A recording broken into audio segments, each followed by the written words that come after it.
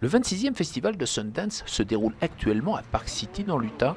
Plus de 100 films indépendants y sont présentés cette semaine, des fictions, mais aussi une catégorie documentaire qu'affectionne particulièrement le directeur du festival, Robert Redford. Je pense qu'en donnant une plus grande exposition aux documentaires, on va commencer à conquérir des territoires désertés par les médias traditionnels. Avec l'explosion de l'information sur Internet et l'effondrement de certains journaux de la presse écrite, les gens vont bien devoir faire quelque chose pour avoir la vérité. Deux documentaires en compétition présentent des histoires de soldats américains en Afghanistan.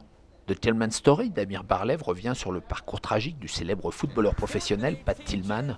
Lorsqu'il trouve la mort sur le front afghan le 22 avril 2004, soi-disant tué par les talibans, l'armée américaine en fait un héros national. Quelques semaines plus tard, sa famille apprend qu'en fait, Pat Tillman a été tué par un autre soldat américain. D'avoir écrit ces fables glorieuses, vous ne rendez pas service à Pat ou aux autres soldats.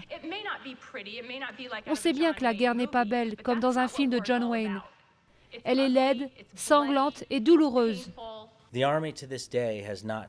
À ce jour, l'armée n'a toujours pas avoué ses fautes dans cette affaire. Et les soldats qui ont tiré sur Pat n'ont pas vraiment été punis.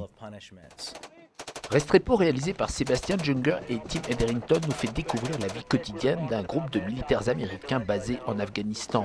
Un portrait à la fois attachant et consternant de ces jeunes soldats qui sont incapables de communiquer avec la population locale et qui semblent mener une guerre cruelle et inutile. On espère à l'heure où l'Amérique se pose des questions difficiles sur l'envoi des troupes en Afghanistan que le film apportera un nouvel élément de réflexion aux Américains. Des Américains qui, selon les derniers sondages, sont de plus en plus sceptiques sur le bien fondé de la politique afghane du président Obama.